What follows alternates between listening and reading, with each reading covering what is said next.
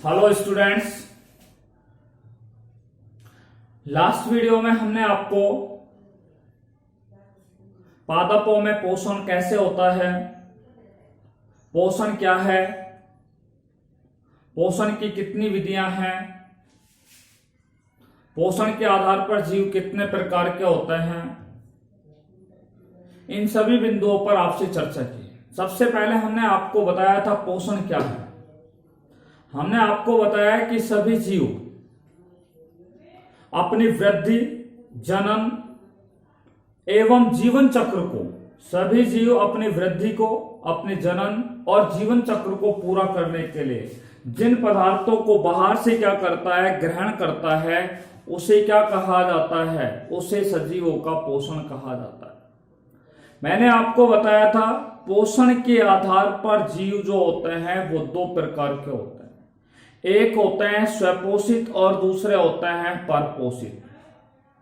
देखिए, स्वपोषित में कौन होते हैं? पादप होते हैं। पादप प्रकाश संश्लेषण की क्रिया करते हैं और मैंने आपको बताया वो कार्बनिक पदार्थों का निर्माण तो स्वयं करते हैं, परंतु अकार्बनिक पदार्थों को कहां से ग्रहण करते हैं? बाहर से, बाह्य वातावरण से क्या करते हैं? ग्रहण करते हैं। उसे क्या कहते हैं? स्वपोषी कहते हैं। वे जीव जो अपने पोषण से संबंधित आवश्यकताओं को, वे जीव जो अपनी पोषण से संबंधित आवश्यकताओं को पूरा करने के लिए कार्बनिक पदार्थों का निर्माण तो स्वयं करते हैं, परंतु अकार्बनिक पदार्थों को वो कहां से ग्रहण करते हैं? बाहरी स्रोतों से या बाहरी वातावरण से क्या करते हैं? ग्रहण करते हैं। उन्हें क्या कहते हैं? स्वपोषित कहते हैं। परपोषित में मैंने आपको बताया था जंतु होते हैं, कवक होते हैं, ठीक है, या जीवाणु होते हैं, ये सब कौन होते हैं? परपोषित होते हैं। वे जीव जो पोषण से संबंधित आवश्यकताओं को पूरा करने के लिए कार्बनिक और अकार्बनिक यानी कि इन दोनों पदार्थों को, कार्बनिक और अकार्बनिक पदार्थों को बाहरी वातावरण से क्या करते हैं? ग्रहण करते हैं। वे जीव जो पोषण से संबंधित आवश्यकताओं को पूरा करने के लिए कार्बनिक और अकार्बनिक दोनों पदार्थों को कहां से ग्रहण करते हैं? बाह्य वातावरण से क्या करते हैं? ग्रहण करते हैं। उसे क्या कहा जाता है? उसे कहा जाता है परपोषित जीव। इसके पश्चात हमने आपको बताया कि पौधे को खनिज पोषकों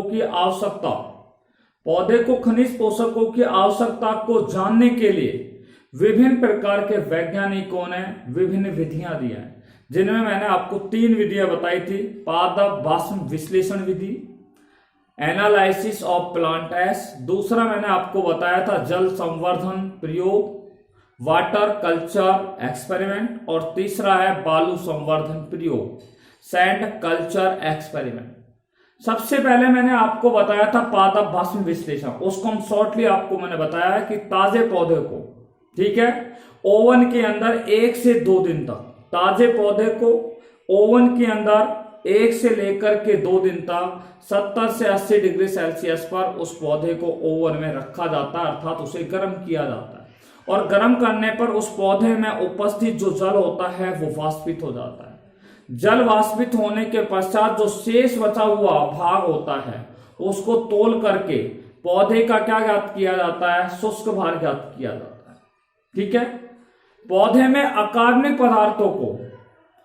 पौधे के अंदर अकार्बनिक पदार्थों को ज्ञात करने के लिए हम क्या करते हैं? पौधे का जो शुष्क नमूना होता है उस शुष्क नमूने को 6000 डिग्री सेल्सियस तापक्रम पर क्या किया जाता है? उसे गर्म किया जाता है, अर्थात पौधे के उस शुष्क नमूने को 6000 डिग्री सेल्सियस तापक्रम पर जलाया जाता है, और जलाने के पश्चात उसमें से कार्बनिक पदार्थ जो होते हैं वो अपघटित हो जाते हैं। जल के रूप में हो जाता है, कार्बन डाइऑक्साइड के रूप में हो जाता है, अमोनिया के रूप में हो जाता है, नाइट्रोजन के रूप में हो जाता है, मैथेन के रूप में क्या हो जाता है? वो अपघटित हो जाते हैं।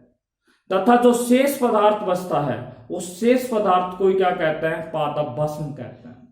और उस पादप भस्म का अध्ययन करके हमें पता लगा सकते हैं कि पौधे के द्वारा कौन से अकार्बनिक पदार्थ क्या है ग्रहण किए गए हैं, या पौधे में कौन कौन से अकार्बनिक पदार्थ पाए जाते हैं। दूसरी विधि मैंने आपको बताई थी जल संवर्धन प्रयोग। Water culture experiment. आपको मैंने बताया कि इस पर सबसे पहले प्रयोग जूलियस सैक्स नाम के वैज्ञानिक ने 1860 में किया। और इस वैज्ञानिक ने, मैंने आपको बताया, इस वैज्ञानिक ने पादपों को मृदा के बिना, यानी कि इन्होंने पादपों को मृदा में नहीं उगाया बल्कि पादपों को किस में उगाया, एक पोषक विलयन के घोल में क्या है, उगाया, जिसे क्या कहा जाता है, जल संवर्धन तकनीक कहते हैं, हाइड्रोपोनिक्स कहते हैं। हाइड्रोपोनिक्स एक ग्रीक भाषा का शब्द होता है जिसका अर्थ होता है जल के अनुसार कार्य करना। ठीक है, आपको बता दूं हाइड्रोपोनिक्स क्या है। हाइड्रोपोनिक्स क्या है कि पौधे को, ठीक है, पोषक विलयन में उगाने की क्रिया को ही जल संवर्धन तकनीक कहा जाता है। ये दो तकनीकों पर हम लास्ट क्लास में आपसे चर्चा कर चुके हैं। आज जो हम आपसे चर्चा करेंगे वो है बालू संवर्धन प्रयोग, sand culture experiment. Today we are going to discuss about sand culture experiment. Okay, just now watch the black board. Lesson number 8 और पाठ का नाम था mineral nutrition in plant. Mineral nutrition in plants, इस पर हम आपसे बात करेंगे। मिनरल न्यूट्रिशन इन प्लांट्स, ये लेसन नंबर 8 है। ठीक है, और इसका जो आज टॉपिक पर हम आपसे चर्चा करेंगे वो है सैंड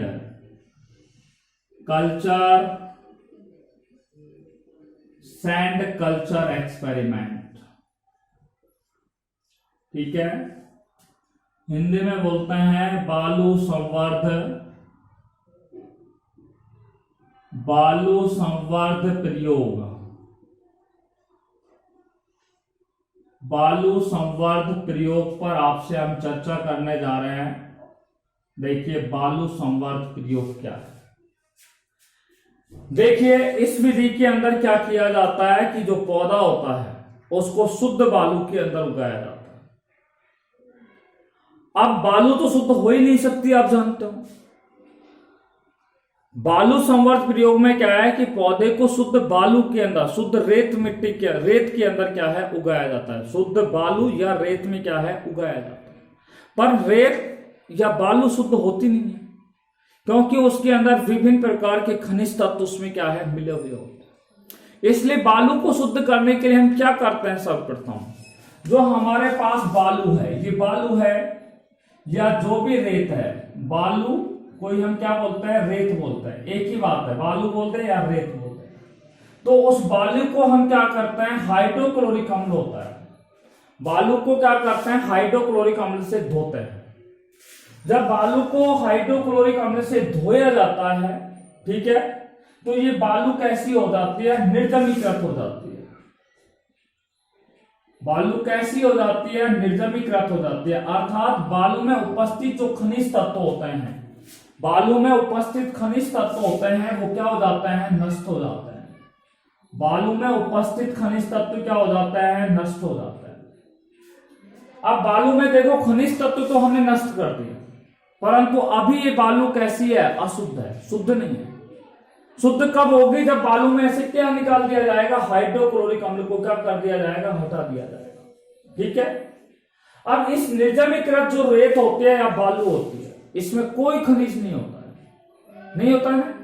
इस रेत को अब हम क्या करते हैं, इस निर्जमीकृत रेत को क्या किया जाता है, पानी में धोया जाता है, और पानी में धो करके इसको क्या किया जाएगा, सुखाया जाता है। इस बालू को पानी में धोया जाता है, धोने के बाद इसको क्या किया जाता है, सुखाया जाता है। और सुखाने के पश्चात, ठीक है, हमें कौन सी बालू प्राप्त हो जाती है, शुद्ध बालू प्राप्त हो जाती है। शुद्ध बालू क्या हो जाती है, प्राप्त हो जाती है। अब इस शुद्ध बालू के अंदर हम क्या काम करते हैं, देखिए इसमें हम पादप, ठीक है, उगाते हैं। अब पादप भी दो प्रकार के उगाते हैं, ठीक है, एक होते हैं नियंत्रित पादप और एक होते हैं पादप केवल। नियंत्रित पादप कौन से होते हैं, जिन पादपों पर हम प्रयोग करने जा रहे हैं, नियंत्रित पादप वो होते हैं जिन पर हम प्रयोग करने जा रहे हैं, तो वो नियंत्रित पादप हो। और दूसरे पादप है जिन पर हम प्रयोग नहीं कर रहे हैं, ठीक है, वो क्या है, अनियंत्रित पादप। प्रयोग तो कर रहे हैं उन पर वो क्या है, उन पर इतना ध्यान नहीं देंगे। अभी आपको पता लग रहा है। तो ये नियंत्रित पादप और अनियंत्रित पादपों को अलग अलग, ठीक है, अलग अलग पात्रों में क्या किया जाएगा, उगाया जाता है। अलग अलग पात्रों में नियंत्रित पादप और पादपों को क्या है, उगाया जाता है। किसके अंदर, शुद्ध बालू के अंदर क्या किया जाता है, उगाया जाता है, ठीक है। इसके पश्चात हम क्या करते हैं, इन नियंत्रित जो पादप होता है, ठीक है, इन पादपों को क्या है, नियंत्रित पादप जो होता है, इन नियंत्रित पादपों को हम क्या है, सभी प्रकार के पोषक तत्वों, नियंत्रित जो पादप है, ठीक है, इन नियंत्रित पादपों को हम क्या करते हैं, पोषक तत्वों को, ठीक है, नियंत्रित जो पादप हैं इनको हम क्या करेंगे कि सभी जितने भी पोषक तत्व होते हैं उन पोषक तत्वों को पानी में घोल लेंगे, और पानी में घोलने के पश्चात इन नियंत्रित पादपों को क्या है, वो घोल डाल दिया जाता है। अर्थात जो नियंत्रित पादप होते हैं उनमें सभी पोषक तत्वों को घोल करके, सभी पोषक तत्वों को पानी में घोल करके क्या है, उन्हें दिया जाता है, ठीक है। तो सभी पोषक तत्वों को घोल करके क्या है, दिया जाता है। परंतु जो अन्य पादप हैं, जो अन्य दूसरे पात्रों में उगे हैं, उनमें एक या एक से अधिक खनिज तत्वों की हम क्या कर देते हैं, कमी कर देते हैं। एक से अधिक खनिज तत्वों की हमने कमी कर दी, और कमी करने के बाद उनको पानी में घोला, और घोलने के बाद उन्हें किनको दे दिया, इन अन्य पादपों को दे दिया, ठीक है। तो अन्य पादपों को क्या किया जाता है, उगाया जाता है। यानी कि नियंत्रित पादपों को तो हमने क्या किया है कि सभी प्रकार के जो पोषक तत्व हैं उनको पानी में घोला, और घोलने के बाद उन पोषक तत्वों को किसको दे दिया, नियंत्रित पादपों में डाल दिया, ठीक है। और जो पादप दूसरे जो प्रकार के हैं उन पादपों में हम क्या करेंगे, एक से अधिक पोषक तत्व हम उस पानी में नहीं मिलाते, कुछ ही पोषक तत्व मिलाते हैं, और मिलाने के बाद उसको किस में दे देते हैं, इन पादपों में देते हैं, यानी कि अनियंत्रित पादपों में डाल देते हैं। डालने के पश्चात हम देखते हैं, क्या देखते हैं, अब आप यहां पर देखिए, इन पादपों में क्या है कि जो ये पादप है जिनमें हमने एक से अधिक खनिज तत्वों की क्या कर दी थी, कमी कर दी थी, उनमें क्या है कि विभिन्न प्रकार के रोग, विभिन्न प्रकार के क्या है, विभिन्न प्रकार के विकार हमें देखने के लिए मिलते हैं। और ऐसे पादपों को क्या कहा जाता है, अपूर्ण पादप कहा जाता है। यानी कि ऐसे पादप जिनमें हमने एक से अधिक पोषक तत्वों की क्या है, न्यूनता में जिनको उगाया जाता है, उन पादपों को कौन से पादप कहा जाता है, अपूर्ण पादप कहा जाता है। कौन से पादप कहा जाता है, अपूर्ण पादप। और ऐसे पादप, ये नियंत्रित पादप, ऐसे पादप जिनको सभी पोषक विलयनों को, सभी पोषक तत्वों को जल में घोल करके उन पादपों को, नियंत्रित पादपों को उगाया जाता है, उन पादपों को कौन से पादप कहा जाता है, पूर्ण पादप कहा जाता है, ठीक है। अब इस विधि में हम क्या है कि ये जो अपूर्ण पादप होते हैं, इस विधि द्वारा विभिन्न प्रकार के पोषक तत्वों की जो कमी होती है, उन पोषक तत्वों की कमी को हम इन पादपों में क्या है, देख सकते हैं, और हमें ये पता लग जाता है कि इन पादपों में कौन सा रोग हो गया है। इन पादपों में होने वाले रोगों के बारे में हमें आसानी से क्या प्राप्त हो जाती है, जानकारी प्राप्त हो जाती है। भाई इन नियंत्रित पादपों में तो हमने सभी प्रकार के पोषक तत्व उपलब्ध कराए, इसलिए इस पादप में तो किसी प्रकार का रोग होने का सवाल ही नहीं। परंतु जो दूसरे पादप है जिनमें हमने एक से अधिक पोषक तत्वों की क्या कर दी है, कमी कर दी है, सभी पोषक तत्वों को नहीं मिलाया है, कुछ ही पोषक तत्वों को मिला करके और उन पादपों को दे दिया, इसलिए इन पादपों में हमें क्या है, विभिन्न प्रकार के रोगों के बारे में हमें जानकारी प्राप्त हो जाती है। उन पादपों के लक्षणों के बारे में क्या हो जाती है, जानकारी क्या हो जाती है, प्राप्त हो जाती है। ये तकनीक कौन सी कहलाएगी, बालू संवर्धन प्रयोग वाली तकनीक कहलाएगी। इस तरीके से बालू संवर्धन प्रयोग के द्वारा पादपों के अंदर क्या है, विभिन्न प्रकार के होने वाले जो रोग होते हैं, उन रोगों के बारे में क्या है, खनिज तत्वों की कमी से होने वाले पादपों में रोगों के बारे में हमें आसानी से क्या प्राप्त हो जाती है, जानकारी प्राप्त हो जाती है। क्लियर बात। अब बात करता हूं मैं, देखिए बालू संवर्धन हम लोगों के द्वारा किया जाता है, ठीक है। बालू संवर्धन में जो बालू उपयोग में ली जाती है, ठीक है, इस बालू से कई प्रकार की हमारे सामने समस्याएं आती हैं। बालू संवर्धन में जो हम बालू का उपयोग करते हैं, जिस रेत का उपयोग करते हैं, उससे हमें क्या आती है, कई प्रकार की समस्या आती है, कई प्रकार की क्या आती है, कठिनाई आती है। इन समस्याओं को दूर करने के लिए बालू के स्थान पर क्वार्टर्स का उपयोग किया जा सकता है। बालू के स्थान पर किसका उपयोग किया जा सकता है, क्वार्टर्स का उपयोग किया जा सकता है। क्वार्टर नहीं तो प्लास्टिक चिप्स का क्या किया जा सकता है, उपयोग किया जा सकता है। प्लास्टिक चिप्स का उपयोग किया जा सकता है। प्लास्टिक चिप्स न करें तो वर्मी कुलाइट का क्या किया जा सकता है, उपयोग किया जा सकता है। या कृत्रिम मृदा का भी क्या किया जा सकता है, उपयोग किया जा सकता है। मैंने बोला कि बालू संवर्धन में जो बालू का उपयोग हमारे द्वारा किया जाता है, इससे हमें कई समस्याएं हमारे पास आती है। उन समस्याओं को दूर करने के लिए बालू के स्थान पे हम क्वार्टर्स, प्लास्टिक चिप्स या वर्मी कुलाइट, जिसे हम कृत्रिम मृदा भी कहते हैं, इन कृत्रिम मृदा का भी क्या किया जा सकता है, उपयोग किया जा सकता है। Is it right? जहां तक आपको पता लग गया कि कृत्रिम मृदा का क्या करते हैं, उपयोग करते हैं। तो बालू के स्थान पर आजकल वर्मी कुलाइट का सबसे अधिक क्या किया जाता है, उपयोग किया जाता है। बालू के स्थान पर आजकल सबसे ज्यादा किसका यूज किया जाता है, वर्मी कुलाइट का क्या किया जाता है, उपयोग किया जाता है। ठीक है, आइए वर्मी कुलाइट क्या है, इस पर हम बात करते हैं। देखिए वर्मी कुलाइट क्या है। वर्मी कुलाइट क्या है, एक प्रकार का खनिज पदार्थ होता है। ठीक है, एक प्रकार का क्या होता है, खनिज पदार्थ होता है, जो पृथ्वी पर प्राकृतिक अवस्था में पाया जाता है। वर्मी कुलाइट एक खनिज पदार्थ होता है, पृथ्वी पर कैसे अवस्था में पाया जाता है, नेचुरल अवस्था के अंदर पाया जाता है, प्राकृतिक अवस्था के रूप में क्या है, पाया जाता है। वर्मी कुलाइट जो होता है, इसकी एक खास विशेषता ये होता है कि इसका भार जो होता है वो कम होता है, हल्का भार का होता है। हल्के भार युक्त क्या होता है, ये पदार्थ होता है। कैसा पदार्थ होता है, हल्का भार वाला पदार्थ होता है। और ये कैसा होता है, अक्रिय होता है, किसी से क्रिया नहीं करता है, अक्रिय होता है। और कैसा होता है, बंद होता है, अर्थात किसी खरपतवार आदि से कोई क्रिया नहीं करता। अक्रिय होता है, बंद होता है। ये जल का अवशोषण कैसे करता है, अधिक करता है। वर्मी कुलाइट जो होता है वो जल का अवशोषण कैसे करता है, अधिक करता है। जल का अवशोषण कैसे करता है, अधिक मात्रा में करता है। बात समझ में आ गई? और सबसे अंतिम बात है कि ये ऊष्मारोधी होता है।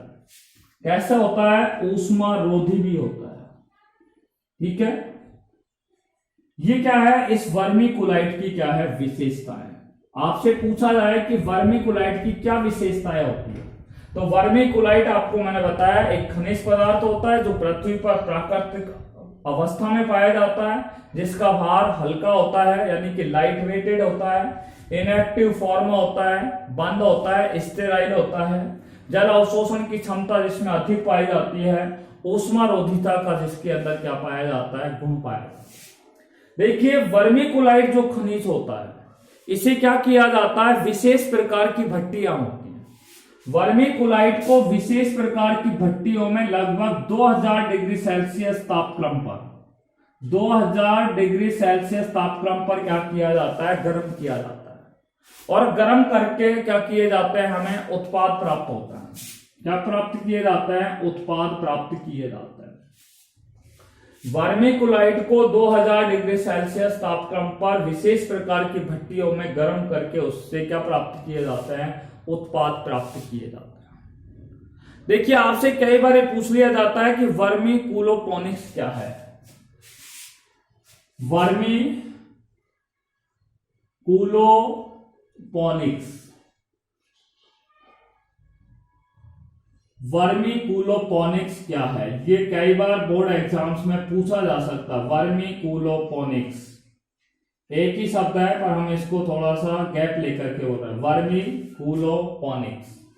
देखिए आजकल क्या है, पौधों को उगाने के लिए, आजकल पौधे को उगाने के लिए वर्मी कुलाइट का उपयोग किया जाता है। पौधों को उगाने के लिए वर्मी कुलाइट का उपयोग किया जाता है। इस तकनीक को ही वर्मी कूलोपोनिक्स कहा जाता है।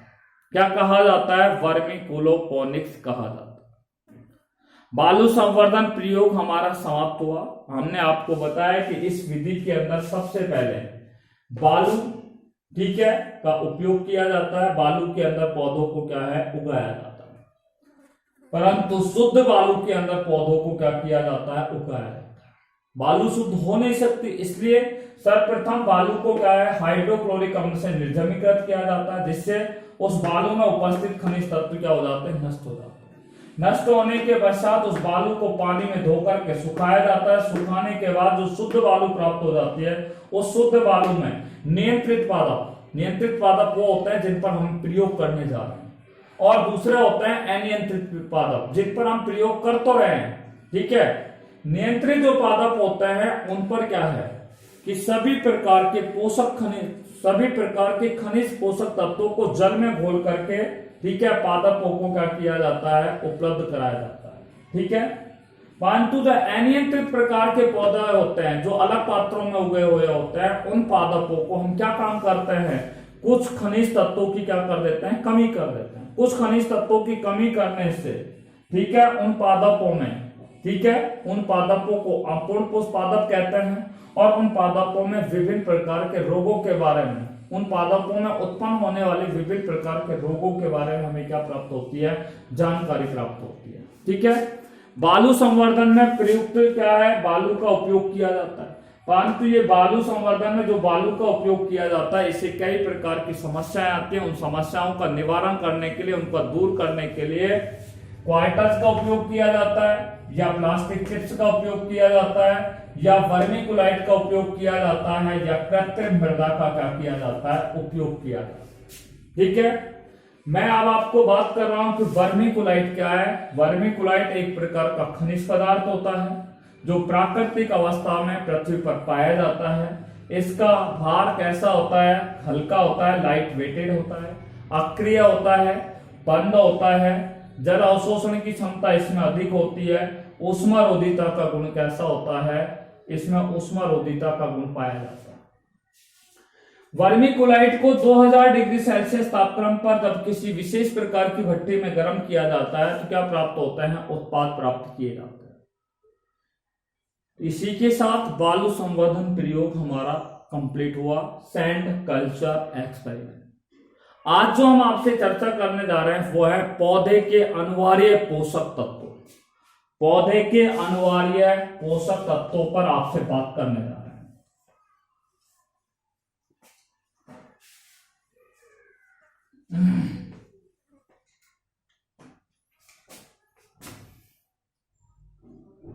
पौधे के अनिवार्य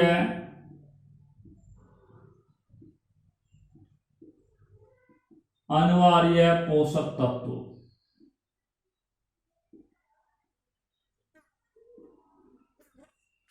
पौधे के अनिवार्य पोषक तत्व essential elements of plant. Essential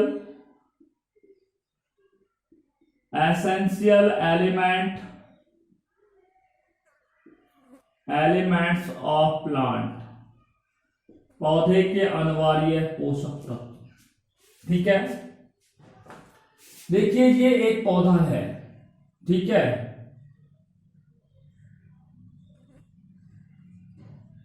ये एक पादप है जिसको मैंने यहां पर दर्शाया। ये इनके अंदर जड़ें हैं, ये पत्तियां हैं, ये क्या है? तना है। ठीक है, पौधे क्या करते हैं?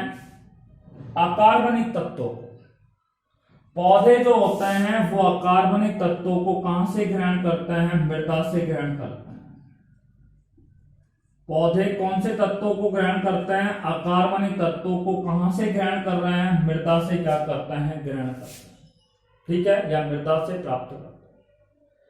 पादप इन खनिज तत्वों को, पादप जो होता है वो इन खनिज तत्वों को, ठीक है, पादप जो होते हैं वो इन खनिज तत्वों को पोषक के रूप में क्या करते हैं? काम में लेते हैं।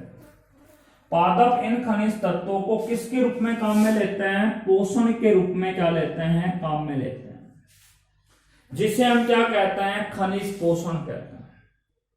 मैंने आपको बोला कि पौधे जो होते हैं वो अकार्बनिक तत्वों को मृदा से ग्रहण करते हैं। ठीक है, और पादप जो होते हैं वो इन खनिज तत्वों को किसके रूप में ग्रहण करते हैं? पोषण के रूप में क्या करते हैं? ग्रहण करते हैं। ठीक है, जिसे क्या कहा जाता है? खनिज पोषण कहा जाता है। जिसे क्या कहा जाता है? खनिज पोषण कहा जाता है। मिनरल न्यूट्रिशन के नाम से उन्हें क्या है? जाना जाता है। बात समझ में आ गई? आपको बता दूं, पृथ्वी पर लगभग 105 खनिज तत्व पाए जाते हैं। पृथ्वी पर लगभग 105 तत्व क्या है? पाए जाते हैं।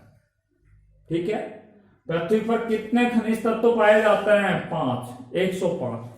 पृथ्वी पर 105 तत्व पाए जाते हैं, जिनमें से 60 तत्व जो होते हैं, जिनमें से 60 जो तत्व होते हैं, वो 60 तत्व किस में उपस्थित होते हैं? पौधे में उपस्थित होते हैं। पृथ्वी पर 105 तत्व पाए जाते हैं, जिनमें से 60 तत्व जो होते हैं वो पौधे के अंदर क्या होते हैं? उपस्थित होते हैं। पौधे के अंदर क्या है? पाए जाते हैं। पृथ्वी पर 105 तत्व पाए जाते हैं, जिनमें से 60 तत्व किसमें पाए जाते हैं? पौधे के अंदर क्या है? पाए जाते हैं, पौधे में उपस्थित होते हैं।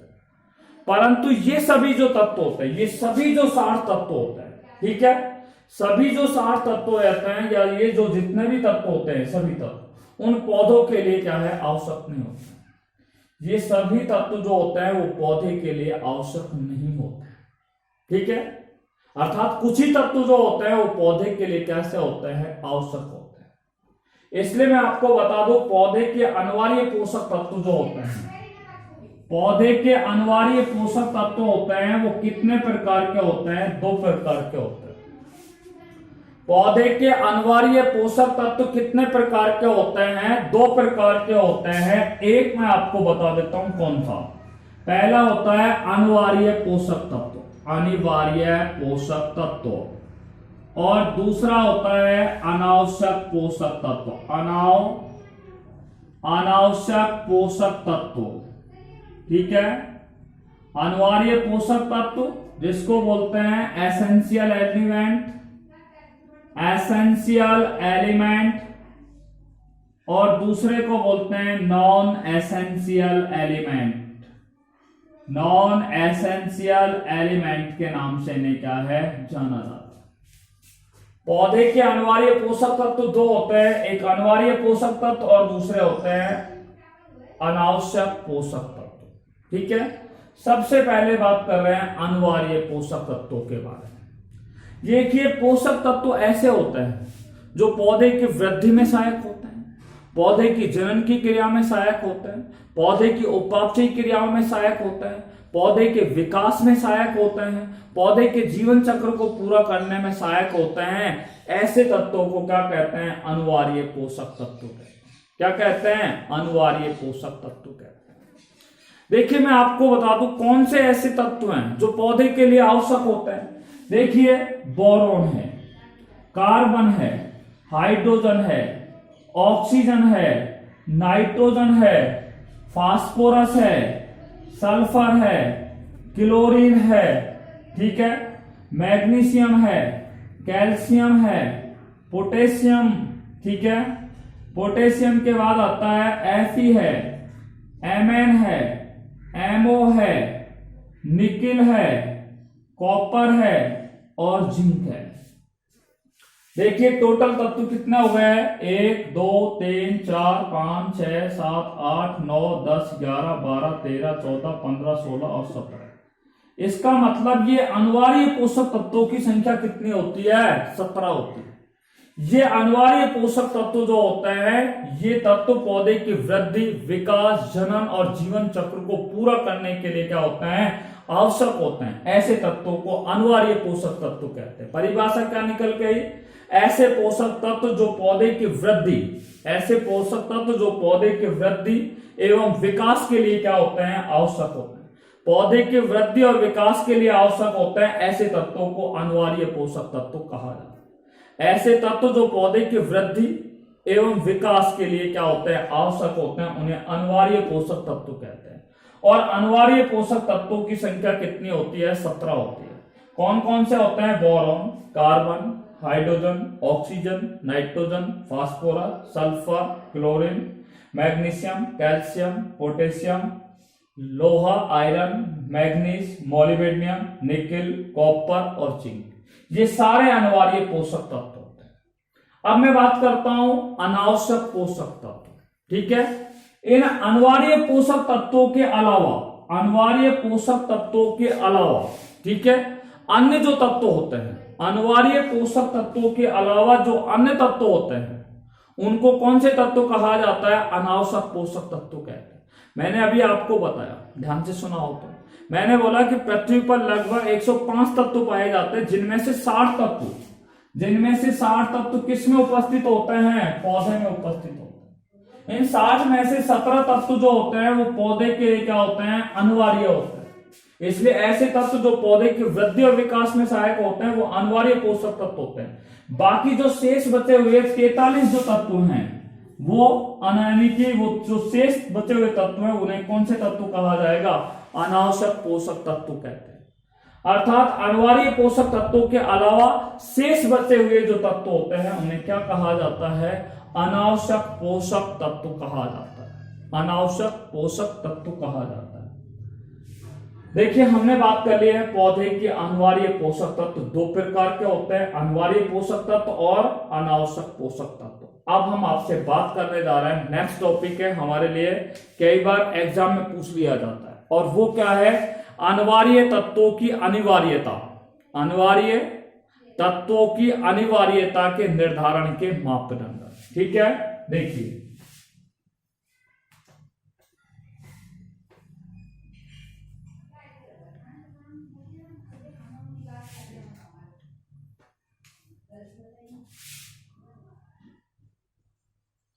अनिवार्य तत्वों की अनिवार्यता के निर्धारण के मापदंड। नेक्स्ट टॉपिक है हमारा अनिवार्य तत्वों की अनिवार्यता के निर्धारण के लिए मापदंड। अनिवार्य तत्वों की अनिवार्यता के निर्धारण के लिए मापदंड। ठीक है, मैं देखो बहुत ही सिंपल सा मापदंड बता रहा हूं। अभी हमने बालू संवर्धन तकनीक में उपयोग लिया, एक नियंत्रित पादप थे, एक अनियंत्रित पादप थे। अनियंत्रित पादप आपने देखा कि हमने उनमें कुछ खनिज तत्वों की कमी कर दी, और कमी जब कर देंगे तो उस पौधे के अंदर हम कुछ विशेष प्रकार के लक्षण देखने के लिए मिलेंगे। अर्थात उस पादप में विभिन्न प्रकार के होने वाले जो रोग होते हैं, उत्पन्न होने वाले रोग हैं, उनका हम आसानी से क्या कर सकते हैं? जानकारी प्राप्त कर सकते हैं। बहुत ही सिंपल सा है कि खनिज तत्वों की कमी से पादपों में रोग उत्पन्न हो जाते हैं। क्या उत्पन्न हो जाते हैं? रोग उत्पन्न हो जाते हैं। खनिज तत्वों की कमी से पादपों में क्या हो जाता है? रोग उत्पन्न हो जाता है। ठीक है, रोग उत्पन्न होने के साथ साथ उनके रोग के लक्षणों के बारे में भी हमें क्या प्राप्त होती है? जानकारी प्राप्त होती है। खनिज तत्वों की कमी होती है, खनिज तत्वों की कमी होने से रोग उत्पन्न होगा तो हमें उस रोग के लक्षणों के बारे में भी क्या प्राप्त हो जाती है? जानकारी प्राप्त होती है। देखिए, खनिज तत्व जो होते हैं वो पादपों के अंदर जो उपापचयी क्रियाएं होती हैं, पादपों में कौन सी क्रिया होती है? उपापचयी क्रियाएं होती है। खनिज तत्व जो होते हैं वो पादपों की जो उपापचयी क्रियाएं होती हैं उनको प्रत्यक्ष रूप से क्या किया जाता है? सम्मिलित होता है। खनिज तत्व जो होते हैं वो पादपों की उपापचयी क्रियाओं में प्रत्यक्ष रूप से क्या होते हैं? सम्मिलित होते हैं। यानी कि खनिज तत्व जो होंगे वो पादपों की उपापचयी क्रियाओं में भी क्या होता है? डायरेक्टली क्या होता है? सम्मिलित होता है। अगर खनिज तत्व अगर पौधे को उपलब्ध नहीं होंगे तो उपापचयी क्रियाएं क्या हो जाएंगी? प्रभावित हो जाएगी। इसलिए मैंने आपको बोल दिया कि खनिज तत्व पादपों की उपापचयी क्रियाओं में प्रत्यक्ष रूप से क्या से होते हैं? सम्मिलित होते हैं। तीसरा बिंदु हम आपसे बात कर रहे हैं कि खनिज तत्व जो होते हैं वो पादपों की वृद्धि में सहायक होते हैं, पादपों में जनन की क्रिया में सहायक होते हैं, पादपों के विकास में क्या होते हैं? सहायक होते हैं। अर्थात खनिज तत्व जो होते हैं वो पादपों की वृद्धि, विकास एवं जनन के लिए क्या होते हैं, सहायक होते हैं या आवश्यक होते हैं। तो खनिज तत्व पादपों की वृद्धि, जनन और विकास के लिए कैसे होते हैं, एसेंशियल होते हैं, आवश्यक होते हैं। ठीक है, देखिए नेक्स्ट बिंदु पर हम बात कर रहे हैं कि खनिज तत्व जो होते हैं वो पौधे के लिए कैसे होते हैं, पौधे के जीवन के लिए विशिष्ट होते हैं। खनिज तत्व जो होते हैं वो पौधे के जीवन के लिए कैसे होते हैं, विशिष्ट होते हैं। पौधे के जीवन के लिए कैसे होते हैं खनिज तत्व, विशिष्ट प्रकार के होते हैं। ठीक है, mineral element is specific for the life of plant. खनिज तत्व जो होते हैं वो पौधे के जीवन के लिए कैसे होते हैं, विशिष्ट होते हैं। और इन खनिज तत्वों को अन्य तत्वों के द्वारा प्रतिस्थापित नहीं किया जा सकता। ये ध्यान रखने की बात है कि भाई इन खनिज तत्वों को हटा करके और अन्य तत्वों को हम क्या है वहां पर प्रतिस्थापित कर दें, तो ऐसा संभव नहीं है। अर्थात इन्हें अन्य तत्वों के द्वारा प्रतिस्थापित नहीं किया जा सकता। ये चार मैंने आपको अनिवार्य तत्वों की अनिवार्यता के निर्धारण के मापदंड बताए। पहला मैंने बताया कि खनिज तत्वों की कमी से, खनिज तत्वों की कमी से क्या होता है, पादपों में रोग उत्पन्न हो जाता है। खनिज तत्वों की कमी से पादपों में उपापचयी क्रियाएं प्रत्यक्ष रूप से क्या होती है, सम्मिलित होती है। पादपों में खनिज तत्व जो होते हैं वो वृद्धि, जनन एवं विकास के लिए क्या होता है, आवश्यक होता है। खनिज तत्व जो होते हैं वो पादपों के जीवन के लिए विशिष्ट होते हैं। इन्हें अन्य तत्वों के द्वारा प्रतिस्थापित नहीं किया जा सकता। देखिए आज हमने जो आपसे बात की है वो बालू संवर्धन तकनीक पर की है। दूसरा हमने आपसे जो चर्चा की है वो पौधे के अनिवार्य पोषक तत्वों पर आपसे चर्चा की है। कल हम आपसे बात करेंगे अनिवार्य पोषक तत्व भी कई प्रकार के होते हैं, दो प्रकार के होते हैं। एक सूक्ष्म मात्रिक होते हैं और एक होते हैं वृहत मात्रिक या दीर्घ मात्रिक के नाम से जाना जाता है। कल इन बिंदुओं पर हम कल आपसे चर्चा करेंगे। Till then take care bye corona, be safe, be happy at your home. Thanks very much.